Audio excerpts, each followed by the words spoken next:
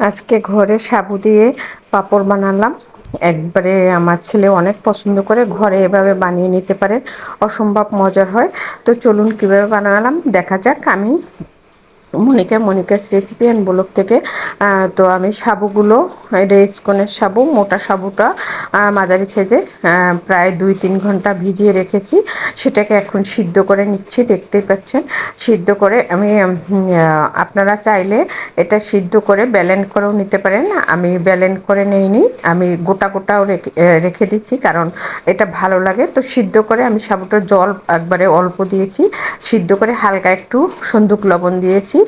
এটা একাদশীর মধ্যে বা টিফিনে বিকালে খাওয়া যায়। তো থালে বিছিয়ে দিচ্ছি, যাদের রোদ থাকে 2 দিনেই শুকিয়ে যায়, এবং একটু পাতলা করে দিলে তাড়াতাড়ি শুকিয়ে যায়। আমি একটু ভারী করে দিয়েছি, দেখতেই পাচ্ছেন। এই বাতাসে রেখেছিলাম, এই যে উল্টিয়ে গেছে, দেখতেই পাচ্ছেন। এটা আমি রোদে শুকিয়ে আগেই কেটে দিতেছি, কারণ এটা যখন শুকাই যাবে তখন কাটা যাবে না। তো আমি ছোট ছোট করে সন্দেশের পিচের মতো করে কেটে কেটে দিচ্ছি, দেখতেই পাচ্ছেন যে ছোট ছোট করে।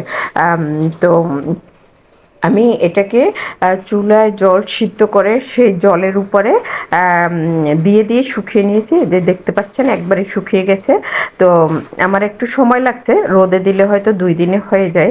এবং এই সাবুর পাঁপড়টা একাদশীর মধ্যেও খাওয়া যায়, এবং টিফিনের সাথে, চায়ের সাথেও, বা মানে যে কেউ, বড়রা ছোটরা সবাই পছন্দ করবে, অনেক মুচমুচে কুরকুরে হয়। তো আমি সূর্যমুখী মানে ছানফ্লাওয়ার তেল দিয়ে ভেজে নিচ্ছি একাদশীর দিন। একটু ভেজে হালকা একটু চিনি দিয়ে নেড়ে নিচ্ছি, দেখতেই পাচ্ছেন। একটু চিনি দিয়ে নেড়ে নিচ্ছি যাতে একটু মিষ্টি মিষ্টি লাগে, বাচ্চারা পছন্দ। কুরকুরা হয়েছিল অনেক, অসম্ভব। তো দেখতে পাচ্ছেন আমার সব কিছু হয়ে গেছে, বাচ্চাদের সামনে নিয়ে আসছি খাওয়ার জন্য। অনেক অনেক ওই যে ভেঙে যাচ্ছে, কুরকুরে, অনেক কুরকুরে হয়েছে।